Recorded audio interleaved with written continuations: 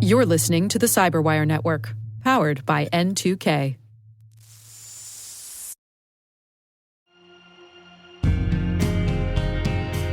Looking to understand the cybersecurity risks emerging beyond Earth's atmosphere? In the weekly Signals in Space newsletter, T-Minus host Maria Varmazis and producer Ethan Cook connect the dots between terrestrial infrastructure and the growing attack surface in space. Each week, you'll get the latest space cyber headlines, direct access to the week's T-Minus podcast conversation, plus expert insights and resources to help security professionals better understand this rapidly evolving domain. Space systems are becoming critical infrastructure. Signals in Space helps you stay ahead of the threats shaping the next frontier. Subscribe now to the Signals in Space newsletter.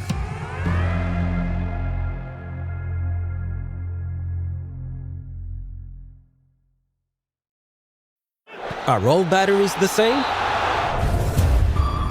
That's like asking if all soccer players are the same. Take Messi, the most decorated player ever. Is there any other player who has achieved that? No, just him. Now take Duracell. Is there any other battery with power boost ingredients inside? No, just Duracell. Remember, goats only trust goats because they're built different. And Messi only trusts Duracell.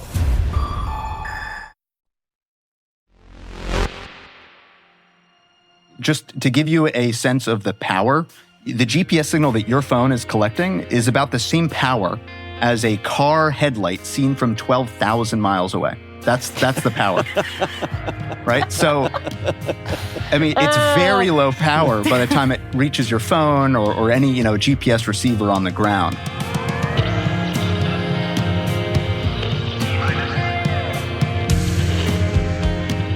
Welcome, I'm Maria Varmazis, and you are listening to T-Minus Space Cyber Briefing.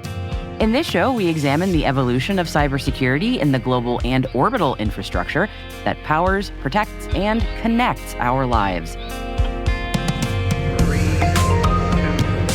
1, 0, 0.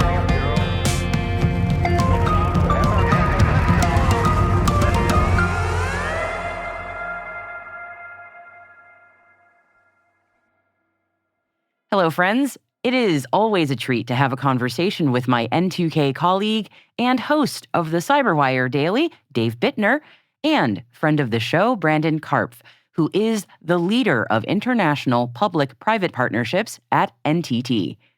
The three of us recently got together to discuss something space cyber related that Dave had found and shared with us. I'll let Dave start us off on our conversation. Here he is. So there was a recently published video over on YouTube from the folks at Veritasium, very, very popular YouTube. Is it fair to call it a science channel? I would call it science and kind of new media. Yeah, I'm a fan. So this particular episode of their show has to do with GPS jamming. And specifically, that something is jamming the GPS system over Europe. Maria, do you want to try to fill in some of the gaps here of what this is about? Yeah, so I will just get right in front of it and say I had made an assumption that this video was about someone doing something dastardly on the ground and jamming GPS signals from a ground station. And literally the first 2 minutes of this video says, no, that is not what this is about. So for anyone else who's going, oh, that's old news, we've talked about that a bunch. This is not that. This is a bit of a physics whodunit, which is kind of they take us on a nice little journey here. Somebody's doing something dastardly in the L-band, which is what all GNSS satellites are working in, right? And it's over a huge swath of not just Europe, but even parts outside of Europe. They figure out pretty early on with just some basic geometry that if you're going to be jamming signals over that big a part of the world, it's not going to be something on the ground. It's got to be something in space that's doing this. And then they walk us through how the researchers figured out what satellite or satellites they think might be doing some naughty things in space. Did I summarize that well? I think you nailed it. I mean, it was this professor and his research student at UT Austin. But then there was a part of the story where they brought together folks in the position, navigation, and timing community around the world, in Europe and Germany and others. I mean, a really kind of a collaborative effort to get the data that they needed to pretty narrowly pinpoint the perpetrator of, Yes. of this. And I think it's worth saying that when we say GPS jamming, this is more of every now and then an occasional anomaly type of jamming. This wasn't somebody, shutting down GPS for long periods of time, although any disruption to GPS is potentially dangerous. This is the kind of thing that was happening a few seconds at a time, spread out over weeks and months and years, which was part of the puzzle. Who's doing this and why? Yeah, it was 75 specific events over the course of between 2019 and 2026, and measured over Europe, Greenland, and Canada, more or less simultaneously, at least simultaneously within human perception, obviously not machine perception. Yeah. And they were just flooding the frequency. What exactly was this? I don't know if we want to call it an attack, but what exactly was it doing? Yeah, so from the perspective of kind of a malicious attack or a radio frequency attack, that I know that on the various podcasts we've talked about jamming and spoofing in the past. Jamming being just kind of noise, where if someone's talking, a jammer is just talking over that person, right?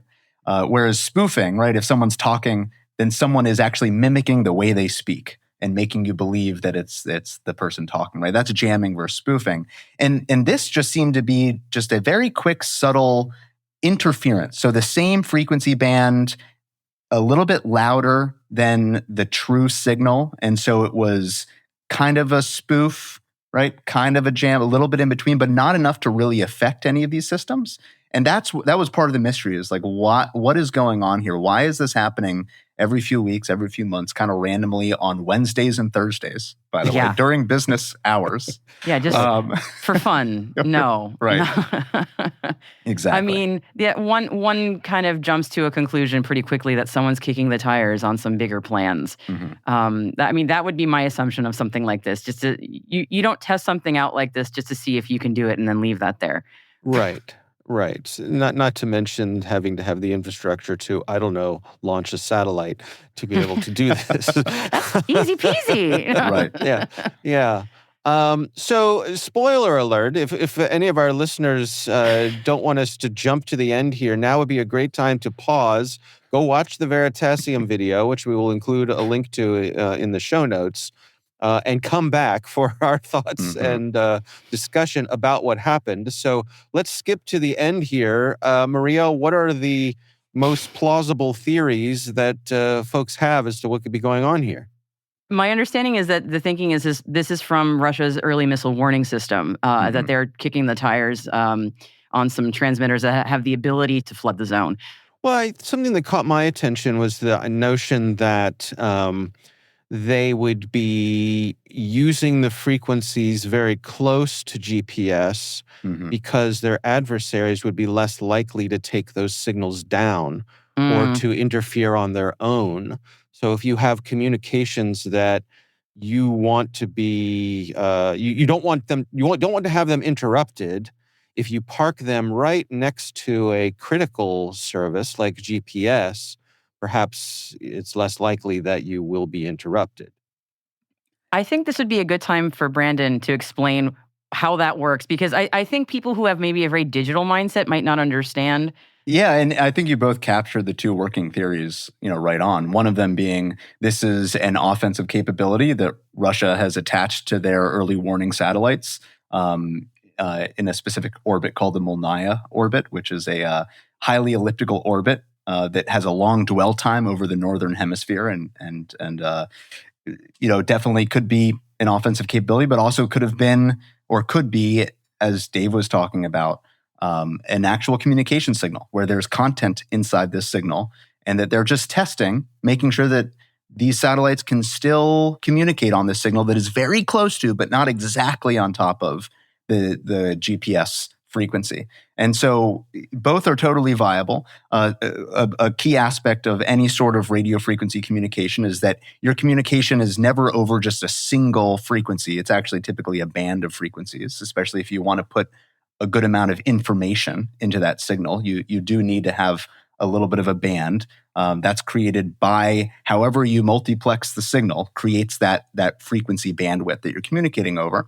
And so if Russia has put their kind of this critical wartime reserve communication frequency right next to GPS, well, every time they test it, a little bit of that signal is going to leak over into the GPS band, and you'll measure some interference. So both are totally, viable theories. I don't think that there's enough data out there right now to say which one is true. There's an extraordinary amount of data going around in the radio frequency spectrum. You cannot conceivably collect all frequencies all the time. And so finding the data there to see if they're communicating maybe in a band that's just slightly above GPS, that data is not readily available yet. But I think both are viable and both kind of point out some critical vulnerabilities or concerns with the GPS band that we rely on.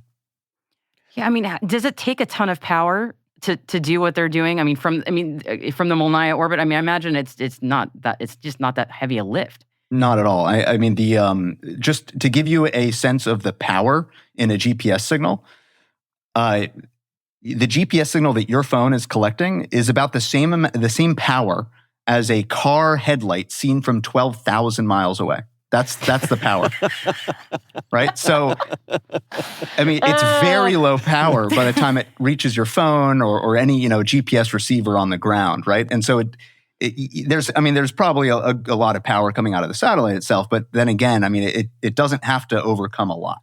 Yeah, I want to say, this is off the top of my head, so I reserve the right to be wrong, but I want to say it's about 50 watts of radio power coming out of any of those GPS satellites, which... Yeah, that's about right. While directional and focused and all that kind of stuff is not, imagine a 50-watt light bulb that is tens of thousands of miles in space, and that power is distributed over a good part of the globe. That's how you get your 12,000 mile away car headlight. And a lot of the conversation around kind of GPS jamming and spoofing. And by the way, spoofing is far more is a much more dangerous, right, attack, right? Because it manipulates the signal. It makes you think that you or your device is somewhere that it's not. But most of these have talked about kind of the asymmetry of the $30 jammer, right? You can very easily make one of these things at home on the ground.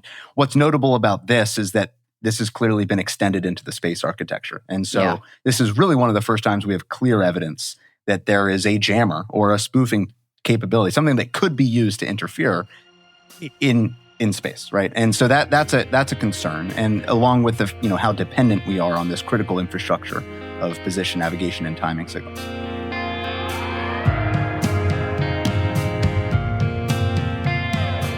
A car headlight from 12,000 miles away. That's around 19,000 kilometers for the civilized world.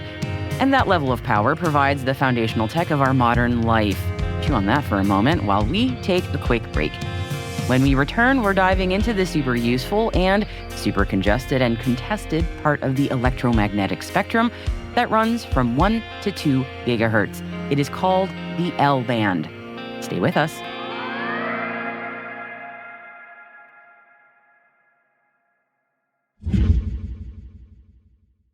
LinkedIn is pretty great at a lot of things, like helping you tap into the latest trends and insights in your field. We cannot stop your coworker from tapping her pencil. LinkedIn can help you find new jobs that align with your career goals. We cannot help you find the source of that weird smell in the office fridge.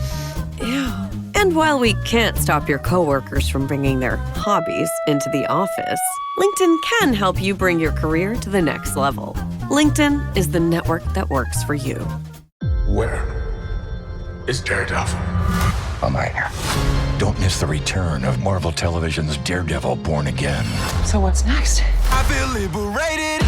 We're gonna take this city back. Over medicated. In an all-new season, now streaming only on Disney+. They're hunting us. It's time we started hunting them. I can work with that. This should be tons of fun. Marvel Television's Daredevil Born Again, now streaming only on Disney+. I feel like we should also talk a little bit about the L band in general, about just how much is going on in the L band. And Dave, I'm looking at you especially as a ham. Like, this feels like also something you can speak to. I mean, so much goes on in the L band, and this is something I really didn't appreciate until I started learning about this a few years ago. Is there a more important piece of spectrum out there than the L-band to modern life? I don't know. Maybe there is, but it seems pretty damn important.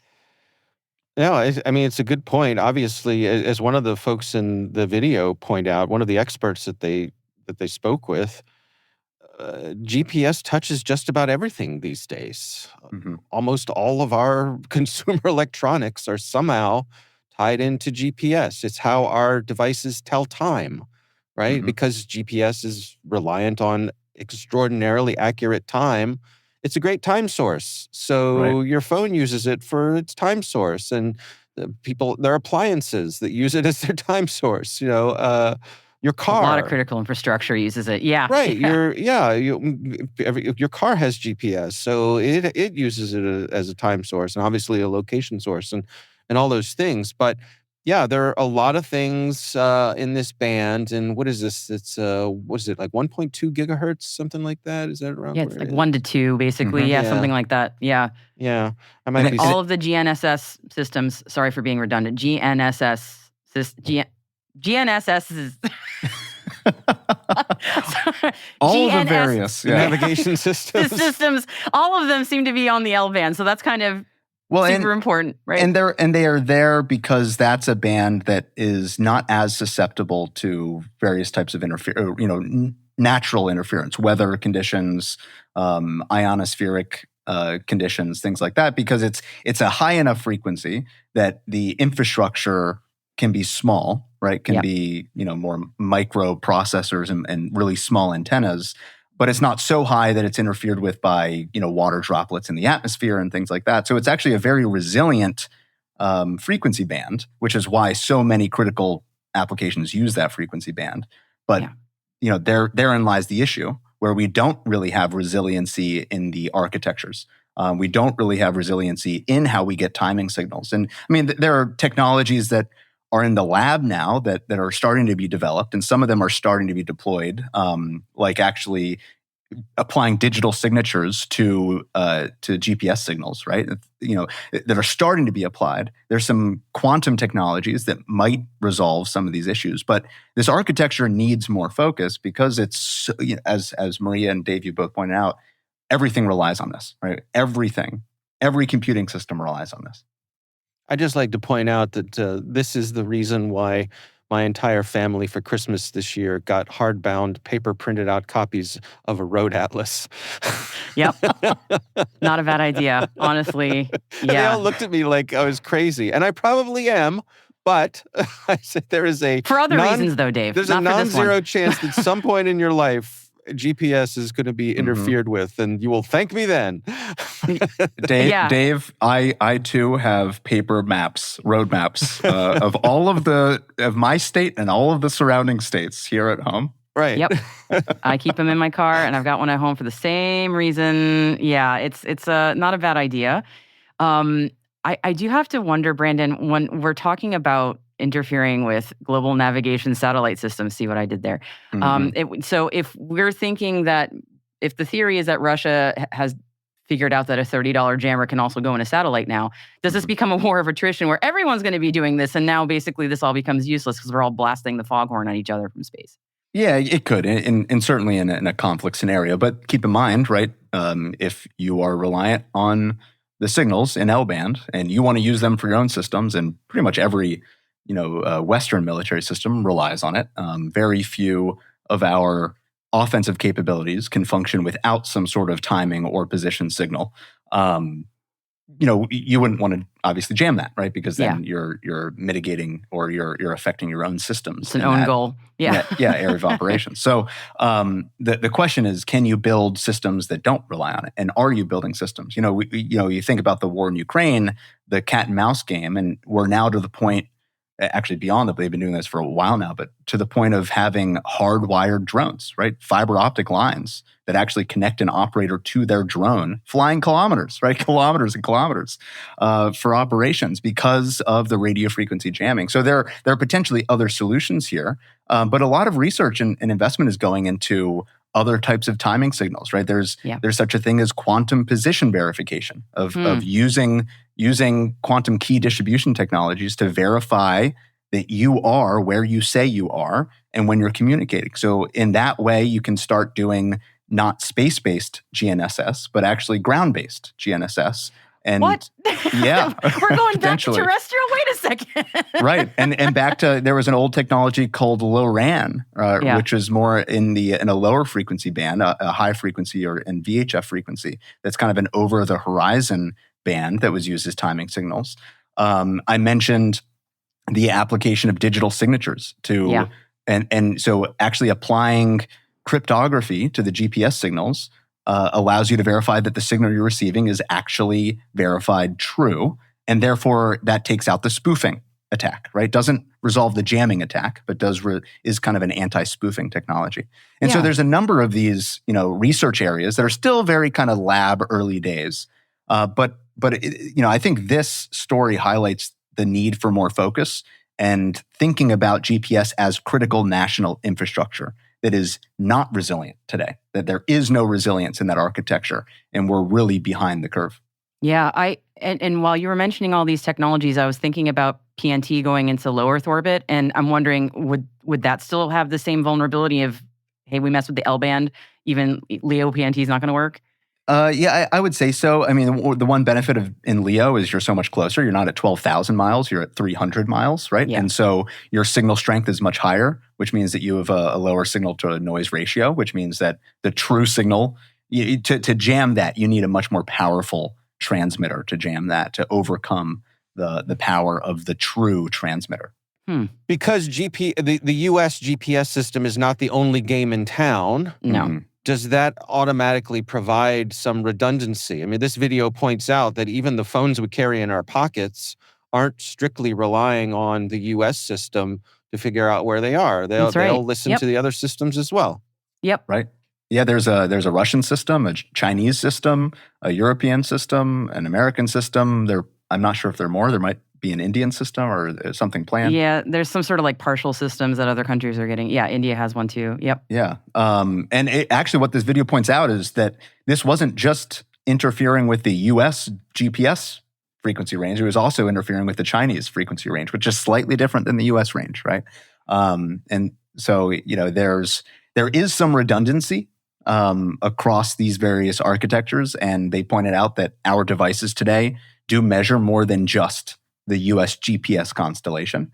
So there's resiliency in that redundancy, but I think anything that is space-based, that is relying on L-band, that's relying on these extremely low-power signals that are unencrypted and unverified, is vulnerable to the attacks that we're seeing. Yeah, encryption, kind of important. Very important. News at 11.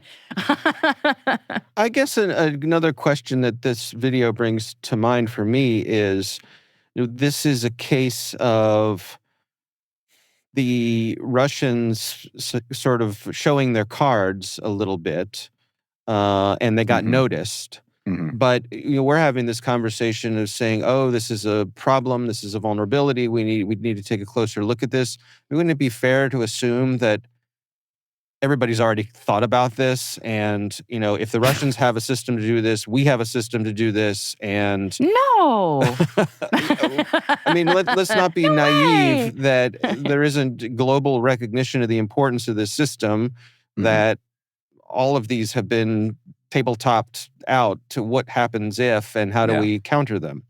Well, I bring this up often when I'm having conversations. A lot of my work is around critical infrastructure resilience, right? That is what I'm working on in the Pacific region. And I have these conversations with folks who say, they expect, if we go to war with China, China's going to cut out all communications and they're going to cut all undersea cables, and the mobile networks in the Philippines and Guam and Taiwan and Okinawa are all going to go dark. And, what I bring up is the historic example in recent history of, even in Ukraine, the mobile networks didn't go down. Why? Because the Russians needed them to communicate too, right? And so, to your point of, we have a number of interconnected systems. There's no secret about how reliant we all are on these systems, not just us, but other nations as well. And these other nations need these systems to function also. I think from a defensive perspective, though, the real question is, or the real observation, right, is that GPS is the most important utility that nobody really treats as critical infrastructure, at least publicly. And it's the one that, in my mind, is most susceptible to spoofing, because there is no resiliency in that architecture itself. We don't have something to fall back on, right? If communication networks go down and the undersea cables get cut, we have some fallback options, right? If the water treatment plants go down, there are some fallback options. We don't really have a fallback option for position, navigation, and timing. And so there's a lot of risk inherent in accepting that position, even though everyone knows, right, what's vulnerable. Yeah. Also, I agree. And I think about my children and their generation who are, GPS is like water to them. It's there. It's always been there. And they don't think twice about it. For those of us who are old enough to have been around when this became a thing, and it was suddenly this magical thing that, oh my gosh, we know exactly where we are. I remember our former colleague, John Petrick, who used to be the editor at the Cyberwire, he was telling me one day that I think it was the war in the Persian Gulf was the first time that in history that a military actually knew where it was precisely. Yes. Right? Right. And so my point being that I think if GPS were unavailable, and as we've talked about, how many things that it is involved with, just the psychological effect that could have on a nation, on an adversary, where suddenly all of these things that we just are used to, if they're not able to resolve your location, that would make people edgy, I think. I mean, Right. so much other stuff would go down. When you start poking at that hornet's nest a little bit, I think not knowing, where we are on the road would be like the last thing we'd be worried about if GPS really went down, because there would be a lot of other stuff hitting the fan. And, I used to point this out in the Navy all the time, which is any network that relies on cryptography needs the GPS signal for timing reasons. That all you need to do on your local computer is mess with your timing signal, right? And you can do this, right? You can turn off the clock, right? Not your computer clock, the actual timing clock. And see what happens. You can't communicate. You cannot get on the internet without a timing signal. And so, to your point, Dave, right? We used to live without it. We could live without it again, right? We could adapt, but we have a lot of systems that rely on this. And we also don't quite know, just like, same conversation with the post-quantum cryptography and the transition to quantum secure cryptography, where we don't quite know all of the things that rely on cryptography. We also don't quite know, we don't have a good inventory of all the things that really rely on this position, navigation, and timing signal. And so, it's easy to say, hey, I don't really need my Google Maps on my phone to work. I can figure out how to get to the grocery store down the street. But then the stoplights probably wouldn't be working, right? And the power grid goes down. Right. There's a lot of other things there. Yeah, it'd be real bad, real bad.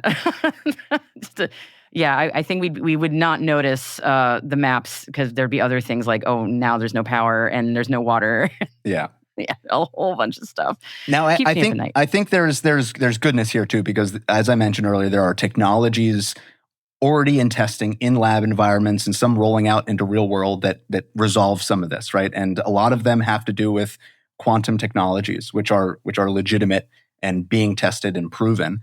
And it's not that it's helping us with GPS security; it's that it is helping us not need GPS anymore. These new technologies that are being developed, these fundamental technologies where quantum navigation and quantum clocks will work even when the GPS signal is being jammed or spoofed. So there is a silver lining here. So we went out to space to make these systems more resilient, and now we're messing with those too much, so we're going to go back to Earth. Wow. Okay. I'm going to rely on Dead Reckoning and my sextant to. They teach you that in the Naval Academy, Brandon? They do. They do teach celestial navigation, and the story I'll tell is the most accurate I could ever get with celestial navigation is, I'm somewhere in the North Atlantic. Oh. Bravo. Okay. Good. You were in the South Atlantic at the time, but you were never really a good student. So That's another story for another time, Dave. All right. Well, I want to point all of our listeners to this video that we've been talking about. Again, this is from the folks over at Veritasium, one of the most popular YouTube channels there is, and with good reason. It's called Something is Jamming GPS Over Europe. Here's what we found. It is a video worth your time. Like I said, we'll have a link in the show notes.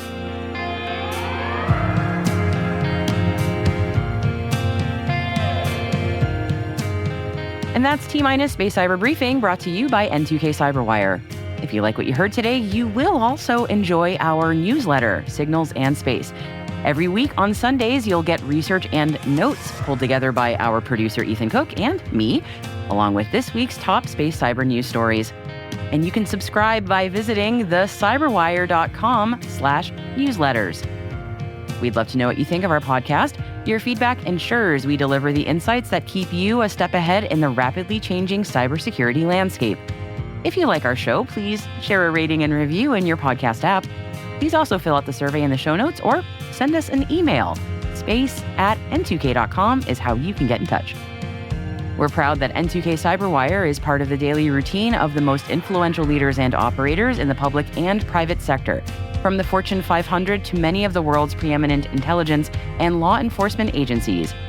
N2K helps cybersecurity professionals grow, learn, and stay informed.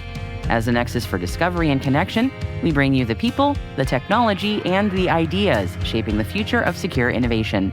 Learn how at n2k.com. Thank you for listening to T-Minus. I am your host, Maria Varmazis. The show is produced by Ethan Cook and Liz Stokes. We are mixed by Elliot Peltzman and Trey Hester, with original music by Elliot Peltzman. Our executive producer is Jennifer Iben, with content strategy by Mayan Plout. Peter Kilby is our publisher. See you next week.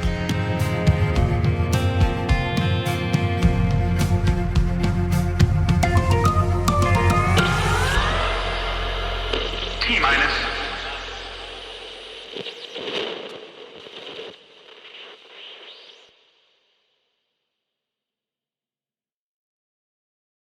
Ryan Reynolds here from Mint Mobile with a message for everyone paying big wireless way too much. Please, for the love of everything good in this world, stop. With Mint, you can get premium wireless for just $15 a month. Of course, if you enjoy overpaying, no judgments, but that's weird. Okay, one judgment. Anyway, give it a try at mintmobile.com/switch. Upfront payment of $45 for 3-month plan, equivalent to $15 per month required. Intro rate first 3 months only, then full price plan options available. Taxes and fees extra. See full terms at mintmobile.com.